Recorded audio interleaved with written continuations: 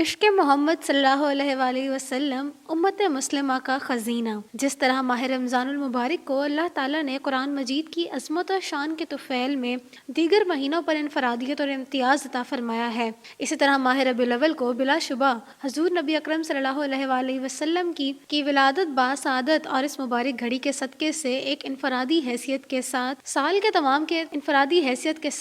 کے تمام مہینوں پر نمایاں فضیلت اور امتیاز حاصل ہے۔ اللہ تعالیٰ کے ہاں ہر چیز میں مختلف وجدانویت کی وجہ سے اس کی وجہ فضیلت اور شرف بھی مختلف ہے۔ جس طرح ہر ماہ کی انفرادیت اور فضیلت کی ایک جدا جہت ہے، اسی طرح ہر شہر، ہر علاقے اور ہر دن کی اپنی اپنی امتیاز صفت اور خصوصیات ہیں۔ اللہ تعالیٰ نے مختلف افراد کو فرد پر، بعض ایام کو دوسرے ایام پر اور ماہ و سال کو بلکہ ہر ساعت کو دوسری ساعتوں پر مختلف نسبتوں سے شرف و امتیاز فرمایا ہے۔ اس اعتبار سے بعض انبیاء کو بھی ایک دوسرے پر مختلف حیثیتوں سے فضیلت حاصل ہے۔ ربیع الاول اسلامی سال کا تیسرا مہینہ ہے، جس کی وجہ تسمیہ یہ ہے کہ جب ابتدا میں اس مبارک مہینے کا نام رکھا گیا تو اس وقت موسم ربیع یعنی کہ فصل بہار کا آغاز تھا۔ یہ مہینہ فیوز و برکات کے اعتبار سے اس لیے بھی افضل ہے کہ اس ماہ میں باعث تخلیق کائنات رحمت للعالمین احمد مجتبی محمد مصطفیٰ صلی اللہ علیہ وآلہ وسلم دنیا میں تشریف فرما ہوئے۔ 12 ربیع الاول بروز پیر صبح صادق کی یہ مبارک ساعت تھی جب مکہ المکرمہ کے محلہ بنی ہاشم میں عرب و عجم کے نگہبان آپ صلی اللہ علیہ وآلہ وسلم کی ولادت باسعادت ہوئی۔ 12 ربیع الاول ہی میں آپ ہجرت فرما کر مدینہ منورہ تشریف لائے۔ اسی ماہ کی 10 تاریخ کو محبوب کبریا نے ام المومنین سیدہ حضرت خدیجہ الکبریٰ سلام اللہ تعالیٰ سے نکاح کیا تھا۔ 12 ربیع الاول کو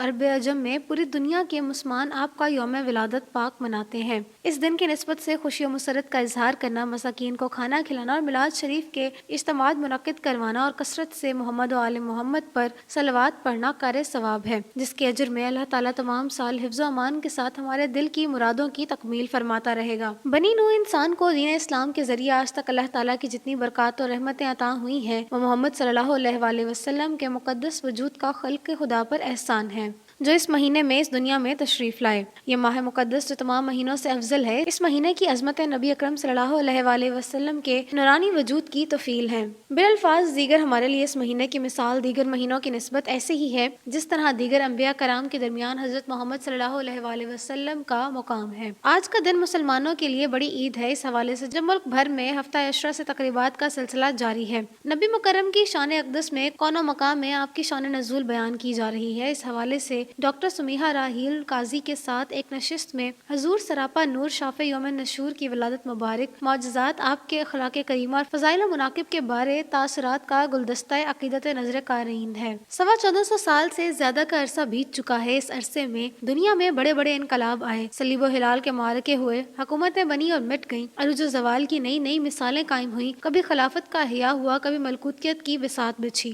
نظام بھی ابھرے اور نظریات بھی نمو پذیر ہوئے اور قصہ پارینہ بن گئے، تعبیرات اور عقائد میں اختلاف ابھرے، فرقے بنے اور ختم ہو گئے۔ یہ سب ہوتا رہا مگر حضور نبی اکرم صلی اللہ علیہ وآلہ وسلم کی ذات بابرکات کی ضیاء اپنی جگہ برقرار رہیں اور ہر دور میں اپنی لو سے انسانیت کو منور کرتی رہیں۔ انقلابات زمانہ ان کی پاکیزہ ہستی کی ضیاء پاشیوں کو ذرہ برابر بھی مدھم نہ کر سکے اور ہر دور میں ان کی ذات مرکز محبت بن کر سرچشمہ ہدایت بنی رہی، اور آئندہ بھی انسانیت اس سرچشمہ ہدایت کی ناموں کی حفاظت کرے اور ان کی پیروی کر کے اپنی دنیا عقبہ کو سدھارتی رہے گی۔ موجودہ فتنوں کا دور اس بات کا تقاضا کر رہا ہے کہ حضور نبی اکرم کی ذات بابرکت کا، جو ہمارے لیے دنیا عقبہ کی سرفرازی کا آخری سہارا ہے اور جن کا نام سنتے ہی ہر مسلمان دل کی کیفیت عجیب ہو جاتی ہے اور محبت اور عشق کا ایک ایسا جذبہ پیدا ہوتا ہے جس کا غیر مسلم بھی تصور نہیں کر سکتے۔ حضور کریم سے عشق امت مسلمہ کی قوت کا اصل سرچشمہ اور خزانہ ہے۔ فتنوں کے اس دور لامرکزیت نے امت کو اس کی آخری منبع اور مرجع سے محروم کرنے کے لیے ہدف بنایا ہے، اور ایسا ہی ہے کہ جیسے کوئی پاگل سورج، پانی اور ہوا کو گالی دے یا روشنی، فضا اور موسم کو بھلا کر کہہ دے کسی صاف اور شفاف میٹھے پانی کے چشمے کو کیا فرق پڑتا ہے اگر اس کو لوگ گدلا اور کھارا کہنے لگیں، اس طرح چمکتے ہوئے سورج کو لاکھوں لوگ بھی سیاہ پتھر کہنے لگیں تو بھی اس کی ایک کرن کو نہیں روک سکتے، وہ بدستور چمکتا رہے گا۔ مگر امت کا مفاد اسی میں ہے کہ اس عظیم ترین ہستی اور محبوب دو جہاں صلی اللہ علیہ وآلہ وسلم کے حقوق اور ناموس کی حفاظت اور دفاع کرے تاکہ معاشروں کا امن قائم رہے۔ افراد کی اصلاح کے لیے بھی ضروری ہے کہ اس مثالی انسان کامل کے ساتھ عقیدت و محبت میں ذرہ برابر کمی نہ ہو۔